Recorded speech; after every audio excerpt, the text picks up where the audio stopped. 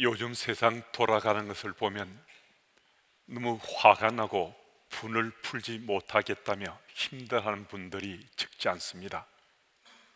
그래서 이 일들로 인해 신앙생활까지도 참 힘들다고 말씀하시는 분들도 적지 않습니다. 그러면 어떻게 할 것인가? 이 화를 어떻게 하고 이 분을 어떻게 풀 것인가?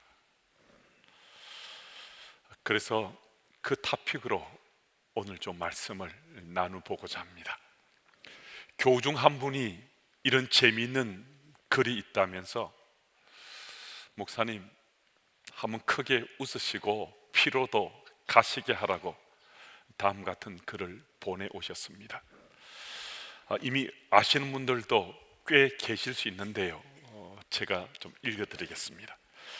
초등학교 시험 문제에 나온 건데 아이들이 답한 거거든요. 한번 여러분들도 이 질문에 한번 답을 해 보십시오. 글짓기입니다.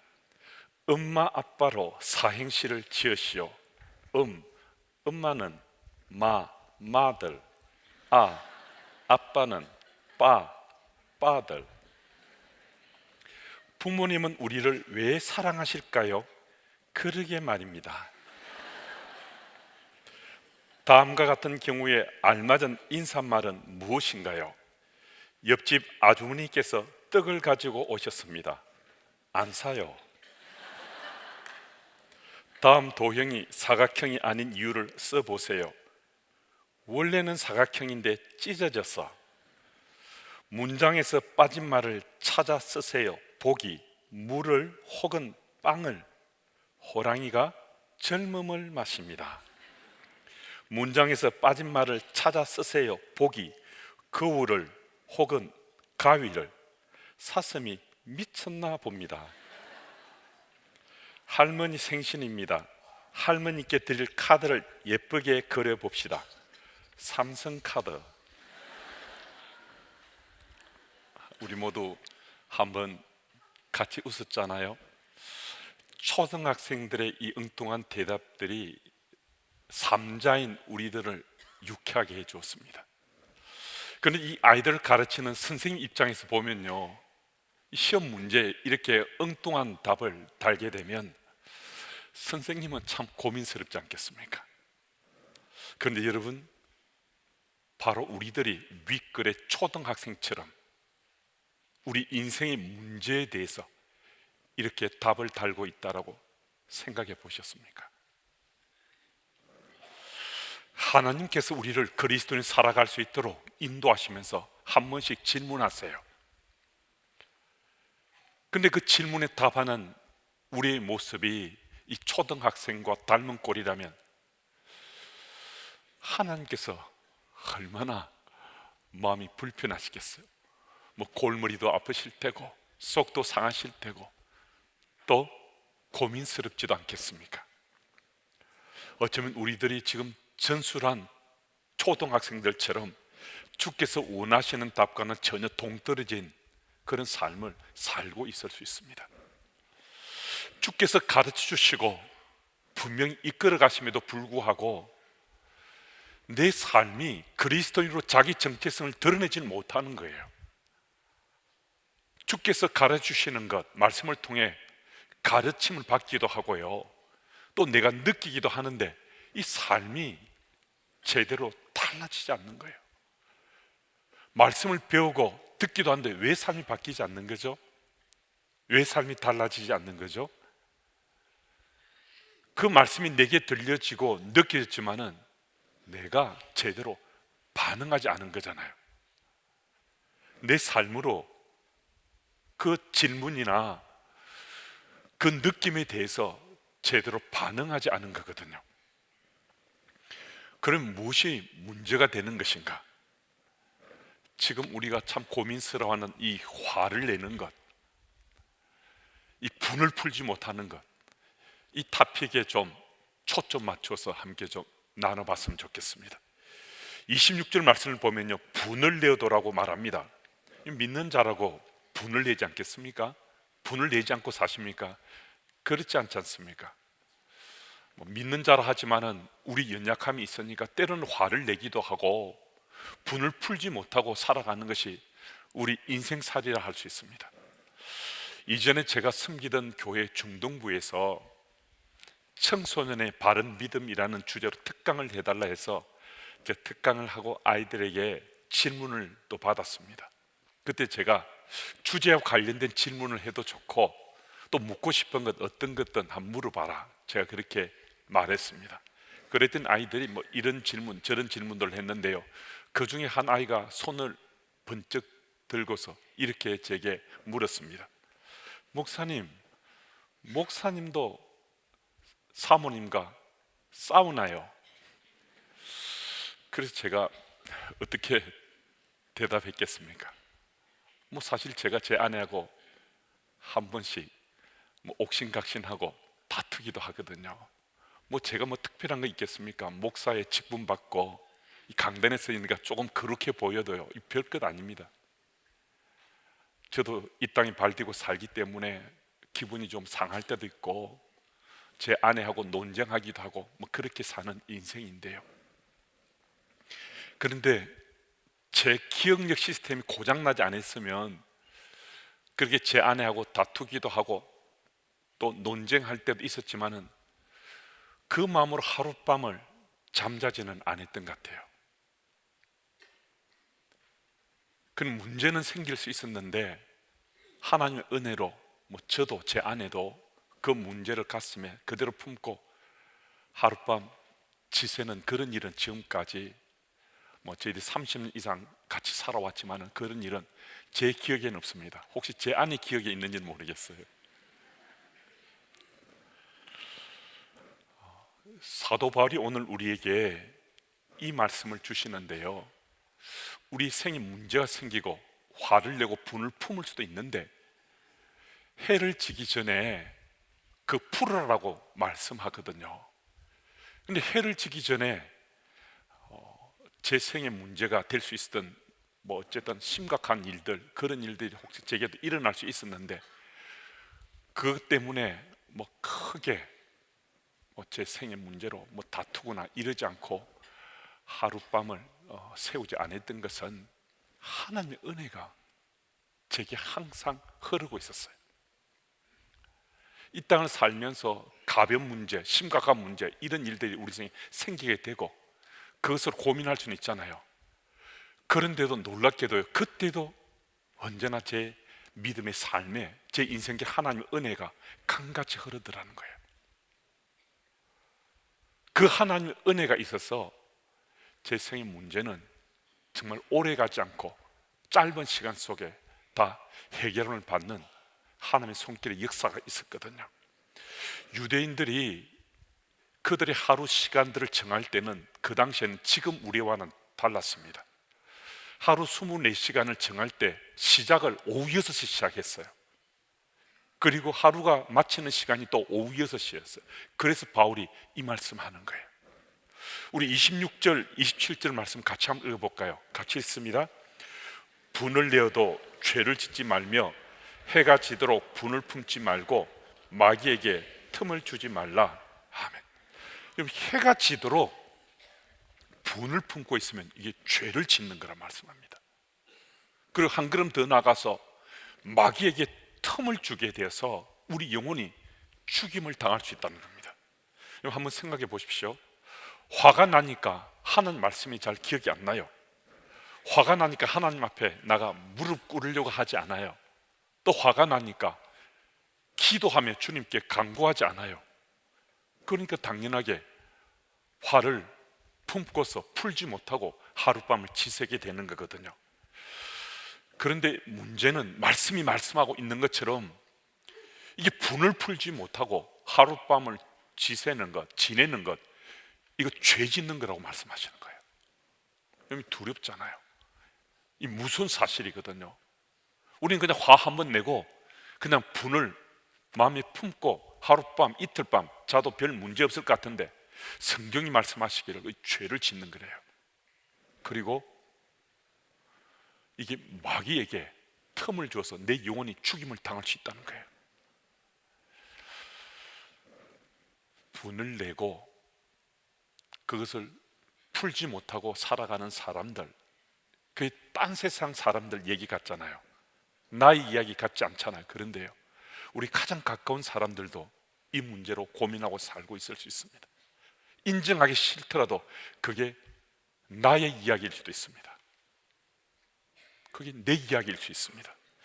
믿음의 사람이고 하나님 앞에 사랑받고 사는 인생인데, 그럼에도 우리는 화낼 수 있고 분을 품을 수 있는데요, 그런데 놀랍게도 말씀은 그걸 품고 하룻밤을 그냥 지내면 그 죄 짓는 거라고, 마귀의 꿰매 빠지는 거라고 말씀해 주고 있거든요.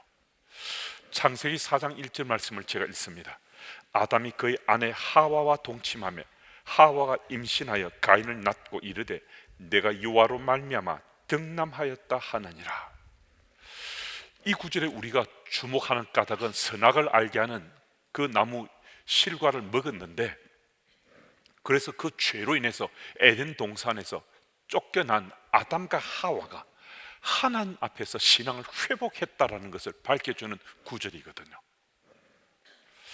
그들이 아들을 낳고 그 아들 이름을 짓기를 유아로 말미암아 이 아들을 얻었다라고 신앙 고백을 하고 있어요. 죄를 지었습니다. 사단의 미혹에 빠졌습니다. 성경은 자세하게 기록하고 있지 않지만은 하와가 선악을 알게 하는 나무 실과를 따먹고 아담에게 줘서 아담도 한 입 베어먹고 나서 그냥 그들이 협회했겠습니까? 서로 어쩌면 아주 격렬하게 다투었을 수도 있습니다. 그들이 화를 내고 분을 토해냈을 수도 있습니다. 그런 가운데 사단이 게임에 빠지게 된 거거든요. 근데 하나님께서 그것을 보셨습니다. 하나님께서 간섭하셨습니다. 짐승의 피를 흘리시면서까지 가죽 옷을 지어주셔서 그들의 죄를 용서해 주셨습니다. 어떻게 해요? 긍휼하신 사랑으로. 무슨 말씀이신가? 하나님께서는 우리의 죄를 용서해 주실 원하시는 분이시라는 거예요. 하나님은 우리를 긍휼한 사랑으로 은혜 베푸신 하나님이시라는 거예요. 하나님 이것만을 하지 말라고, 선악을 알게 하는 나무 실과를 따먹으면 죽는다고 말씀 주셨음에도 그것을 어긴 아담과 하와지만은 하나님이 긍휼하신 사랑으로 그들의 죄를 용서해 주셨어요. 그래서 아담과 하와는 에덴 동산을 떠나기 전에 그들은 회개한 거죠. 용서받은 자로 에덴 동산을 떠날 수 있었습니다. 그래서 에덴 동산을 떠난 후 그들의 삶이 어떠한지 궁금할 수도 있잖아요. 그런데 창세기 4장 1절 말씀 분명히 밝혀주시는 거죠. 아들을 낳았는데 유아로 말미암아 이 아들을 얻었다라고 신앙 고백합니다. 여러분, 요 하나님께서는 우리가 화를 내고 분을 품는 그 순간에도요 은혜를 베푸신 하나님이세요. 긍휼한 사랑을 우리 베풀으신 하나님이세요. 그것을 믿고 주님 앞에 우리가 무릎 꿇으면, 돌이키면요 다 용서해 주실 분이세요. 여기서 한 가지 더 우리 알고 싶은 것이 있을 수 있는데, 그럼 가인은 어떤 인물이었는가? 유아로 말미암아 아들을 얻었다라는 이 이름에 합당한 삶을 살았는가? 이 질문할 필요 없습니다. 가인은 유아로 말미암아 얻은 아들처럼 하나님 앞에 반듯하게 살았음이 틀림없습니다. 왜냐하면 창세기 4장 말씀을 보면요, 가인은 아벨처럼 하나님 앞에 잘 준비해서 지금까지 창세기 4장이 그 사건이 일어나기 그날 말고는 하나님 앞에 제사를 올려드릴 때마다 잘 준비해서 지극정성으로 삶을 들여 제사를 드렸다는 겁니다. 무슨 말씀입니까? 예배가 하나님과 소통하는 사람은요 하나님과 바른 관계입니다. 예배를 통해서 하나님과 만날 수 있는 사람은요 항상 바른 믿음의 삶을 사는 자입니다. 가인은 그 전까지는 항상 제사를 드리면서 하나님을 만났는데 제사를 드릴 때만 하나님께서 다 받아주셨어요. 한 번도 노한 적이 없었어요. 창세기 4장을 보면 그들이 하나님께 올려드린 그 제사가 인류 최초의 제사가 아니라 지금까지 반복해서 계속 드렸던 제사라는 것을 밝혀줍니다. 그런데 그날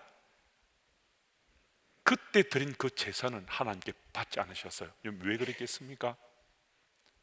왜 그랬겠습니까? 그날은 아벨은 예전처럼 잘 준비해서 하나님께 제사를 올려드렸는데 이 가인은 그렇지 않은 거예요. 어떤 이유가, 어떤 일이 있었는지 알 수 없습니다. 하지만 그날은 준비하지도 않고 그냥 적당하게 그런 마음으로 하나님 앞에 제물을 바쳤는데, 제사를 드렸는데 하나님께 받지 않으셨어요.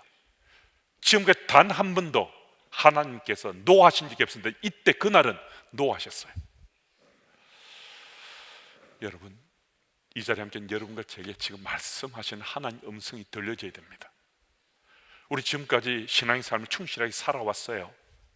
예배도 잘 드렸어요. 하나님께 지금까지 우리가 예배 드리는 기쁘게 받으셨어요. 그런데 오늘 준비되지 않고 그냥 적당하게 우리가 차림새만 갖추고 왔다면요, 오늘 드린 이 예배는 안 받으신다는 겁니다. 오늘 드린 이 예배는 안 받으신다는 겁니다. 몸은 여기 있잖아요. 가인도 제물을 하나님께 그 제사 가운데 바쳤어요. 근데 하나님께 안 받으시잖아요. 몸은 지금 예배 처소에 있었는데 하나님께 안 받으셨다는 거예요. 오늘 본문과 관련해서 창세기 4장 5절 6절 말씀 우리 같이 한번 읽어보겠습니다. 우리 같이 읽습니다. 가인과 그의 제물은 받지 아니하신지라 가인이 몹시 분하여 안색이 변하니 여호와께서 가인에게 이르시되 뇌가 분하여 함은 어찌 됨이며 안색이 변함은 어찌 됨이냐. 여러분, 이 말씀을 보시면요, 하나님께서 지금 가인에게 말씀하시면서 내가 안색이 변할 정도로 화를 내느냐, 이 말씀이거든요. 얼마나 이 가인이 화를 냈으면 하나님께서 직접 말씀하시면서 내 낯빛이 변하면서까지 너가 화를 내는데 너 왜 그래?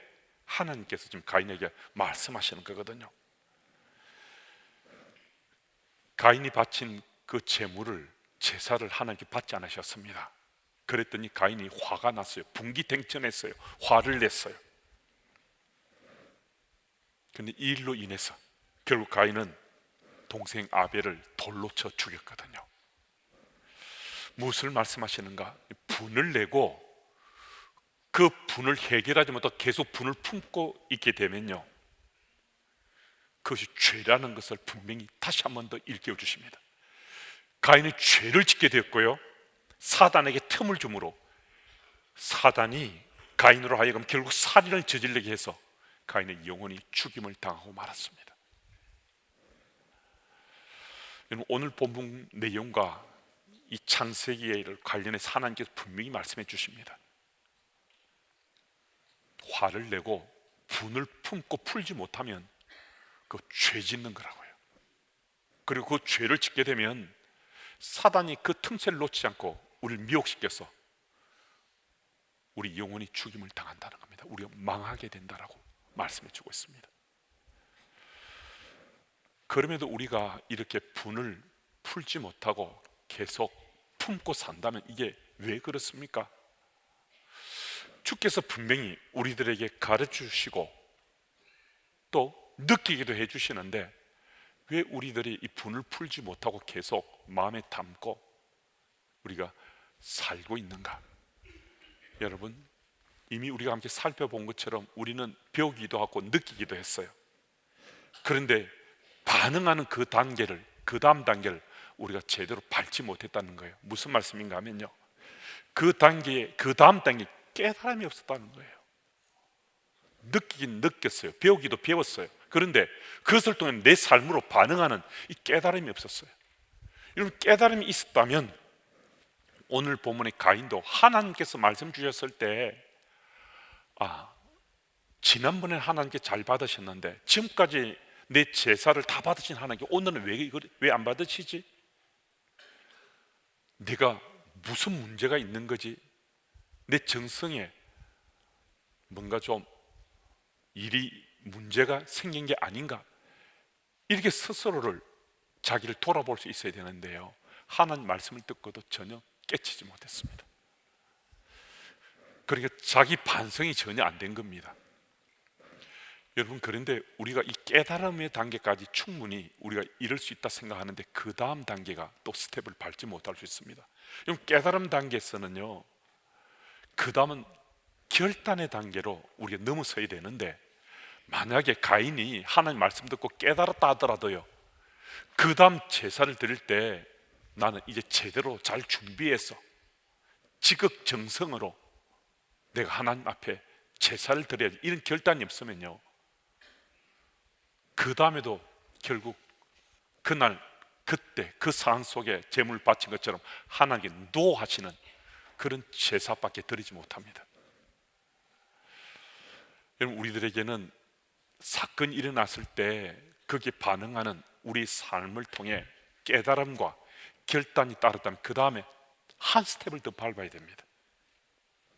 그것은 실행하는 거거든요. 실천하는 겁니다. 오늘도 여러분과 제 삶 속에, 세상 속에 우리 그리스도인이 살아가는데요, 세상 속 그리스도인을 깨달음, 결단, 실천을 반복하면서 거룩함으로 우리가 자라날 때 우리의 삶은 날로 날로 성화되어 가는 겁니다. 여러분, 성화라는 것을 우리가 정리정돈해 보면요, Growing in Holiness라고 할 수 있습니다. 거룩함으로 자라나는 것, 그게 성화거든요. 오늘 여러분과 저는요, 지금 거룩함으로 자라가고 있습니다. 믿음의 삶을 10년 살고 20년 살고 30년 사는 이 삶이 다 성화되어가는 과정인데요, 이 과정은 다름 아니라 거룩함으로 자라나는 거예요. 거룩함으로 자라날 수 있는 것은요, 오늘 우리 연약함이 있는데도 하나님이 지금도 은혜 베푸신다는 거예요. 제가 모두의 말씀드렸잖아요. 화를 내거나 분을 품고 있는데도 하나님의 은혜는 여전히 강같이 흐르고 있다고. 하나님 은혜는 여전히 우리에게 흐르고 있는데, 내가 그 은혜를 내 마음에 담고 내가 돌이키면 우리 삶의 자리는 언제나 우리는 거룩함으로 자라나는 현장입니다. 거룩함으로 자라나기만 하면요, 그 현장에 서기만 하면 우리는 화를 내는 것, 분을 풀지 못하는 것, 이거 다 해결할 수 있습니다. 거룩함으로 자라나는 것은 성령께서 우리 속에 역사하시는 그 현장이 아니고서는 우리는 거룩함으로 자라나지 못하잖아요. 거룩함인데요, 그게 자라나는 것인데요. 그래서 오늘도 은혜의 강물이 우리 속에 흐르니까 그 은혜를 깨치기만 하면, 그 은혜를 우리의 마음으로 담기만 해도요, 우리는 거룩함으로 자라날 수 있습니다. 이 세태를 바라보면서 정말 화나실 수 있습니다. 분을 풀지 못해서 어찌할 자를 모르며 가슴을 치면서 계속 하루 또 한 달, 또 2달 이렇게 사시는 분이 우리 속에 적지 않을 수 있습니다. 그런데 우리 보고 하나님은 그리스도인이라고 말씀합니다. 평가하는 이 세태 속에서도 나하고 같지 않다고 비난하고 비판하고 상처를 주고받고 이렇게 사는 것, 하나님께 기뻐하지 않으실 뿐만 아니라 오늘 말씀은 죄 짓는다고 말씀합니다. 그렇게 살면 사단의 미혹돼서 우리 영혼이 죽임을 당한다고 말씀합니다.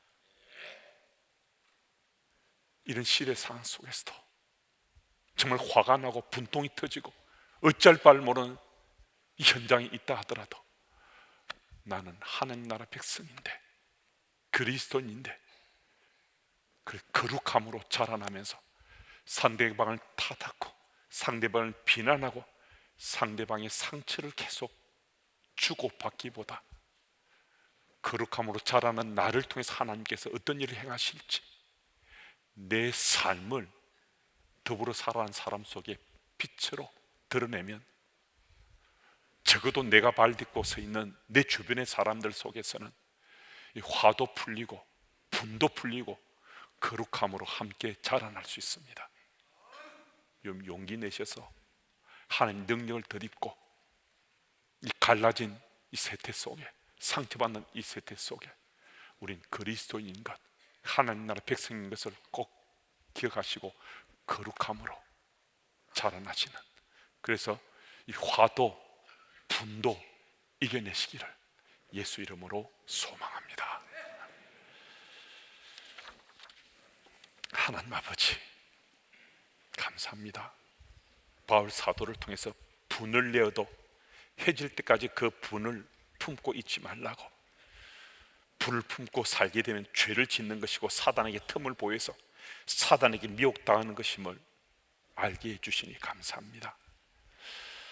오늘도 하나님께 주신 진리 말씀을 깨닫고 그 말씀을 결단하고 또 그 말씀대로 실천하며 살아감으로 날로 날로 성화되어 가서 거룩함으로 자라나는 주의 백성들 다 될 수 있도록 주님 도와주옵소서. 오늘도 주의 말씀이 우리 삶의 최고의 능력이 되게 해주심으로 그 말씀에 우리 삶이 반응하며 오늘도 하나님 기뻐하신 하나님 나라 백성으로 잘 살아갈 수 있도록 주님 도와주옵소서. 이번 한 주간도 주의 은혜 가운데 우리를 거룩함으로 자라나게 해주실 예수님 이름으로 기도드립니다. 아멘.